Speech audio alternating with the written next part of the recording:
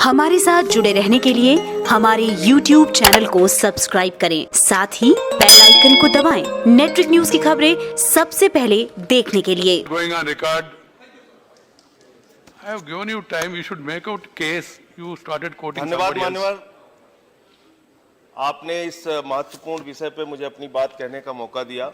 मान्यवर, ऐसे कानूनों का दुरुपयोग होने का इतिहास बहुत लंबा है।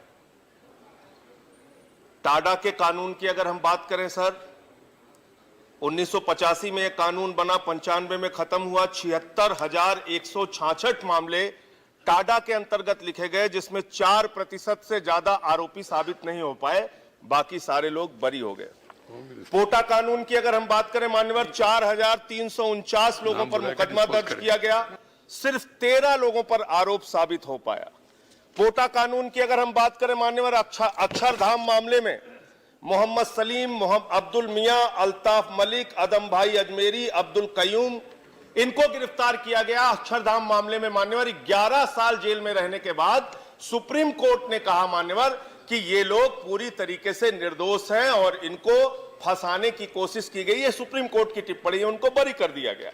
1996 में मान्यवर आगरा जयपुर मार्ग पर समलेती में एक बस में ब्लास्ट होता है मान्यवर, उसमें निसार, लतीफ, अब्दुल गनी, भट्ट, इनको 23 साल तक जेल में रखा गया मान्यवर, और 23 साल के बाद उनको सबूत ना मिलने के अभाव में रिहा कर दिया गया, और इन 23 सालों में एक बार भी पेरोल नहीं दिया गया मान्यवर। और छूटने के बाद वो भट्ट जब अभी आया कश्मीर में, अपने मां बाप की कब्र पर लिपट लिपट के रो रहा था, वो वीडियो आपने देखा होगा मान्यवर।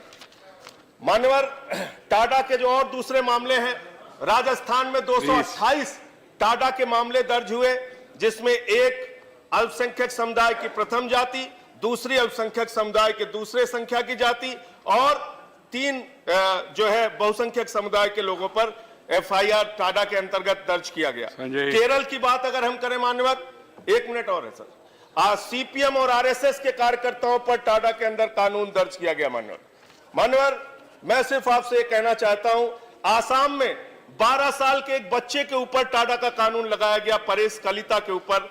आप मान्यवर, गुजरात के बड़ौदा के अंदर 12 साल के एक बच्चे पर टाडा का कानून लगाया गया। गढ़चिरौली में 3 आदिवासियों के ऊपर, जिसमें एक 14 साल का बच्चा था, सरकारी पेड़ काटने के मामले में टाडा का कानून लगा दिया गया मान्यवर।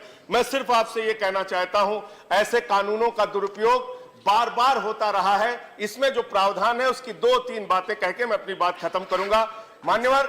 इस कानून में आपने प्रावधान रखा है, कोई भी इंस्पेक्टर लेवल का अधिकारी किसी भी राज्य में जाकर किसी को गिरफ्तार कर सकता है। यह हमारे संघीय ढांचे की भावना के विरुद्ध है मान्यवर।